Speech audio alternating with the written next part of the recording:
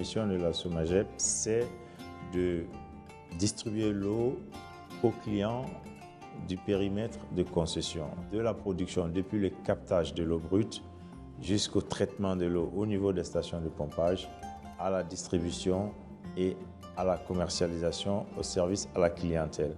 Le consommateur, en premier lieu, ce qu'il demande, c'est de l'eau en quantité et en qualité et de façon continue. Aujourd'hui, nous avons une capacité de production qui est en deçà de la demande. Il faut combler ce déficit en réalisant des ouvrages structurants. Donc en termes d'investissement, on peut parler des investissements au niveau des stations de pompage, aussi au niveau du réseau de distribution. Il y a aussi des investissements qui doivent être liés à l'amélioration de la performance au niveau de la gestion clientèle, au niveau du service informatique.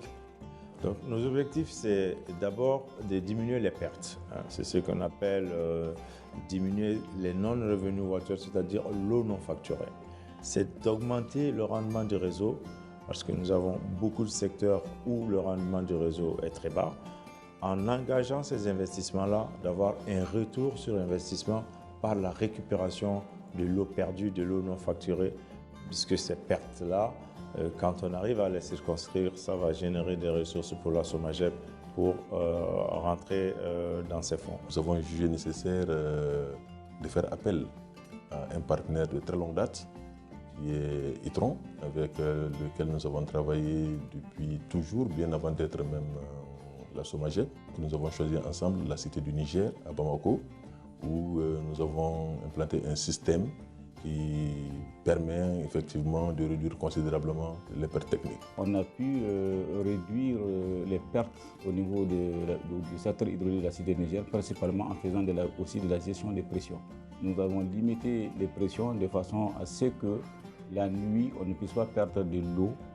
Nous avons principalement détecté une fuite qui nous faisait 7 mètres cubes par heure et qui a été réparée et qui a considérablement amélioré le rendement technique à l'intérieur. Donc les très bons résultats que nous avons obtenus avec le projet pilote de la Cité du Niger qui nous faisait passer de 26% à 8% en termes de pertes, nous ont poussé d'une manière générale à réfléchir à une entité beaucoup plus grande que la Cité du Niger. Nous avons passé au secteur hydraulique de Bako-Djikoroni. L'agence de Bako-Djikoroni couvre 16 000 abonnés. Sur ces 16 000 abonnés, la DMA a pris en compte 5 000 abonnés. Tous les compteurs ont été changés en des compteurs Itron équipés. Pour les mêmes volumes mis en distribution, nous avons constaté une nette amélioration des ventes à la mise en œuvre du projet. Aujourd'hui, nous n'avons pratiquement pas de plaintes au niveau des abonnés. Parce que le constat, c'est quoi? C'est qu'avec le projet Itron, nous avons le temps d'avertir les clients à temps. Ça nous alerte sur tout dysfonctionnement chez le client. Ça peut être que son module est endommagé, ça peut être que la lecture n'est pas correcte, la lecture physique et la lecture radio ne concordent pas. Et tout ça, les plateformes nous permettent de déceler à temps et nous faisons des opérations de terrain pour confirmer ce que nous disent les remontées des plateformes. Tous les abonnés, en tout cas dans les zones DMA, ont adhéré à l'idée et ils sont même très contents parce qu'on peut ne pas rentrer chez eux pour faire la relève. Il y a un terminal portable sur lequel on a une application web installée et puis une radio qui sert d'interfaçage entre l'application web et puis le module installé sur le compteur. Quand il passe dans la rue, il capte les index. Le nombre de jours de relève a diminué de 10 jours avec 6 releveurs à 3 jours avec 2 releveurs. Nous avons été formés sur d'autres logiciels que nous ne connaissions pas, mais avec le projet DMA, la lecture se fait par radio, c'est l'appareil qui prend directement. Donc, nous n'avons plus de problème d'erreur d'index. On peut détecter à distance des anomalies sur compteur, notamment les cas de fuite, les retours en eau, les arrêts compteurs par exemple. Ça nous permet vraiment de remonter rapidement l'information et de corriger. Pour les fuites, les clients sont informés à temps réel. Les index relevés chez les abonnés, stockés dans les terminaux de saisie, voilà, sont déversés automatiquement dans notre logiciel de gestion clientèle.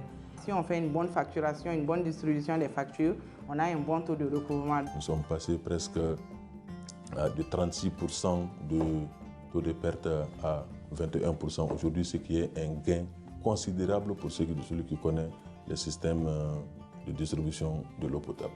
Et ce projet nous a permis, en plus de l'entité de Bako Djikroni, penser à d'autres systèmes, notamment les plus gros consommateurs qui ne sont pas très nombreux, mais qui sont très importants dans notre système de facturation.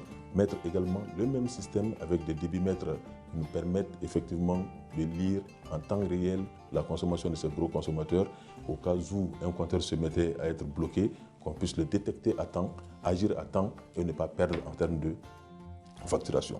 Sur l'ensemble du territoire de Bamako, on a détecté environ 120 gros consommateurs. Aujourd'hui, nous avons des résultats extrêmement remarquables sur les 120 gros compteurs.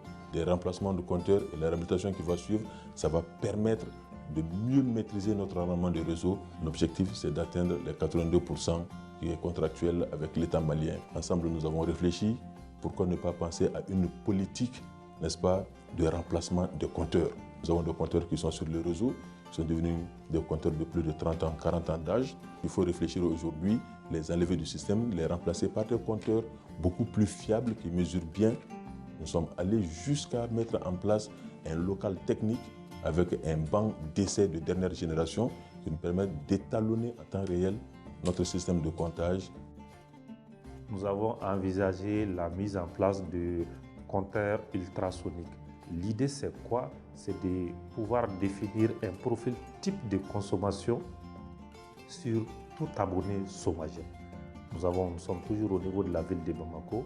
On veut savoir un abonné dans un quartier pauvre, dans un bidonville, dans un quartier résidentiel, dans une zone commerciale, dans une zone industrielle, comment il se comporte. Les possibilités d'améliorer encore, d'optimiser encore le réseau de distribution existent et c'est sur quoi nous sommes en train de travailler actuellement. Nous avons eu beaucoup de productivité en mettant en place ce projet.